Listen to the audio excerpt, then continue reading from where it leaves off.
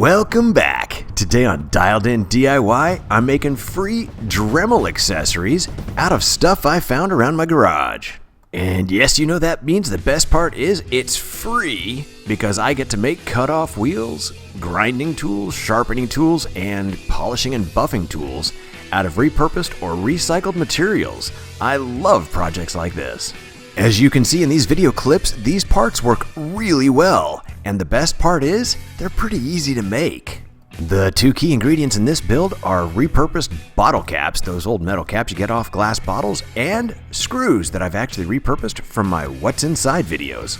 In preparing the bottle caps, I like to take the ones that might have been a little bit extra bent from a bottle opener, and I go ahead and start flattening them out with a pair of pliers, just enough to give them an edge to face to the outside. Then put them on a hard surface and start flattening them out with a small hammer. The goal here is we're going to make this bottle cap completely flat. I like to just gently tap as I turn the bottle cap around to give it a good shot at flattening out smoothly without losing that scalloped edge that's naturally on the edges of your bottle caps. That actually helps as part of the cutting tool. One of the keys here is to make sure that it lays completely flat without any gaps around the edge when you put it on the face side down. This will help to ensure that you keep a straight line as you're cutting.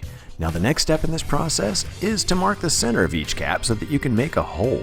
That can be a little bit of a challenge, but I have an easy way to make that work out. Grab an object that has a natural right angle to it, like this ruler, and put the tip of that right into the circle. Then you draw lines down both sides. Then connect the 2 points where those lines cross the edge of the circle. Do that 1 or 2 more times, and where those intersect in the middle of this is the exact center of your circle. Now doing that on a bottle cap is a little bit more challenging, as you can see with that last one in the picture that was there. It's a little offset when I was trying to guess by the edge of the bottle cap. However, this particular bottle cap has a nice ring as part of the logo, and it made it easier for finding an exact edge that was consistent as I worked my way around. I found that these worked out much better as I completed multiple lines across the center to really get an accurate center point marked. Once you have a center point marked out on all the bottle caps that you want to use, you're going to need to make a small hole through that so that you can add a screw to it. I'm just using this little hole punch to make a hole, but you can use a nail or a drill bit. If you're not quite sure why it was important to find the exact center of these, or at least as close as possible to the exact center, is because if it's a little bit offset, it's going to get some extra vibration when you're using it as a tool. On some of the uses, that may not be a problem, but for some of the other ones where you want a finer cutting line, you'll definitely want to be as accurate as possible. With these two larger ones, I was able to go straight to the edge to get my lines, and then go back and make the holes in them as well. Now it's time to pick up some screws to use for shafts that we're going to use in our Dremel or rotary tool. The way I approached this was just to grab a whole bunch of screws that seemed to be about the same size around as the shaft on some of my Dremel accessories.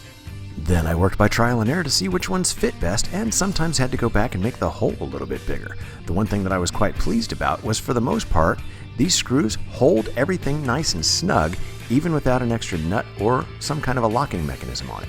However, if you're going to use it as a cutoff wheel or something like that, I do recommend you try to find some kind of a nut or maybe a hard piece of plastic that can go on the back of the screw to hold everything in place without spinning freely about on the shaft. For step 3 in this process, I'm taking the back of a bottle cap and tracing circles on the things that I need to cut out to put onto the bottle cap, like sandpaper or some other kind of materials that I'm going to use for polishing and buffing.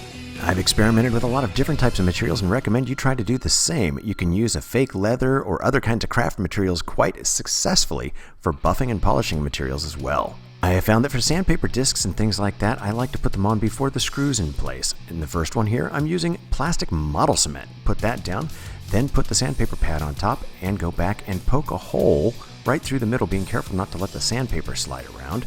Then come back and put the screw through it. This way, the screw will help to hold the sandpaper securely in place while we're using it to grind things down or polish up the edges as we're sanding things off. If I'm making a polishing or buffing disc, I actually want to go ahead and put the screw on first and go back and then glue my material down. In this particular case, I'm actually taking some indoor adhesive that will dry up quite clear. It's kind of like a silicone kind of a glue, but it works really, really well. It also gives a little extra thickness when I put something like this fake leather down on top, because it supports it around and gives it some extra cushion when I'm using it to buff things out later. Definitely want to make sure to allow the glue plenty of time to dry up really well before you use them. In my case, it was 24 hours. And then I'm going to go back and give everything a good shot. Let's see how things work out. I was really pleased at how my sanding discs turned out. As you can see, this one's tearing right through this little piece of wood and getting to a nice sharp little point. I actually am going to go ahead and show another sanding disc that I used on wood, but note the one that's the darker black kind of material, I actually also tried out with metal and aluminum, and I was very successful at getting out rough edges and burrs.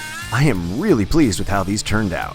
So let's take a spin with a polishing or buffing disc, pardon the pun. You'll notice I'm going to jump right to a piece of aluminum and use this wheel dry, but you can actually also use a polishing compound and really get a good result with this as well. Wanted to be a little extra safe when testing off the cutoff wheels, so I'm using my Dremel Guard. I'm actually going to show that in a separate video so that this video doesn't get too long, but that will be posted very soon. Check the description below for links and additional information.